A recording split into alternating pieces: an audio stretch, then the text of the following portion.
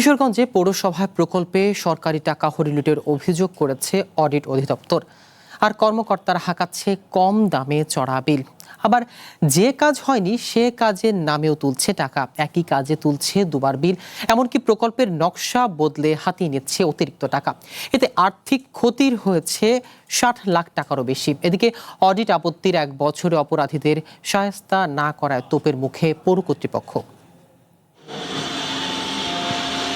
কিশোরগঞ্জ পৌরসভায় ২০২২ থেকে টানা ২ অর্থ বছরে উন্নয়ন প্রকল্পে সরকারি অর্থ লুটের অভিযোগ করেছে অডিট অধিদপ্তর। দরপত্র, চুক্তিপত্র, বিল ভাউচার, প্রাক্কলন ও বাস্তব যাচাইয়ে প্রতিবেদনে উঠে এসেছে একের পর এক অনিয়মের তথ্য।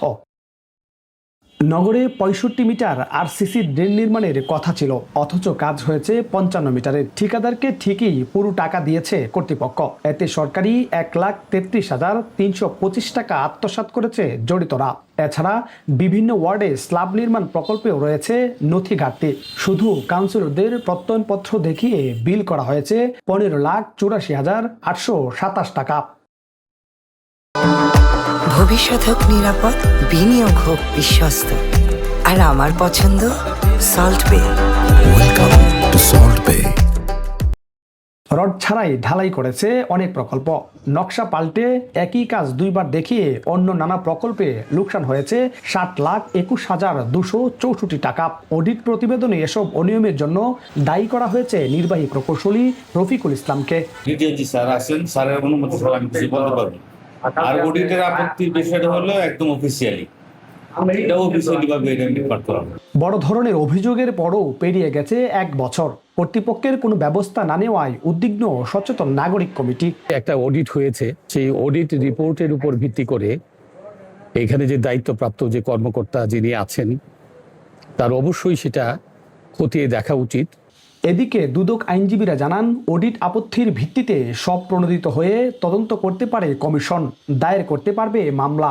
সংশ্লিষ্ট কর্তৃপক্ষকে জানানো হয়েছে, জানার পরেও যদি তারা তার বিরুদ্ধে কোনো ব্যবস্থা না নিয়ে থাকে তাহলে বোঝা যাবে যে এটি যুগসাজসিক এবং দুরভিসন্ধিমূলক। সুতরাং দুর্নীতি দমন কমিশন এই বিষয়টিও তদন্ত করে যাদের সম্পৃক্ততা পাবে তাদের বিরুদ্ধে ব্যবস্থা নিতে পারে। তবে এই বিষয়ে ক্যামেরার সামনে কথা বলতে রাজি হননি পৌর নির্বাহী কর্মকর্তা সৈয়দ শফিকুর রহমান। পাওয়া যায়নি পৌর প্রশাসক জেবুন্নাহার সাম্মিকেও।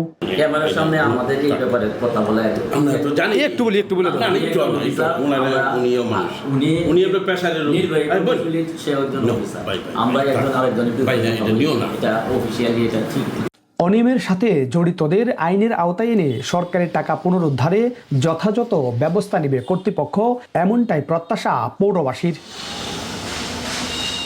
শরফ উদ্দিন জীবন, ওয়ান নিউজ, কিশোরগঞ্জ।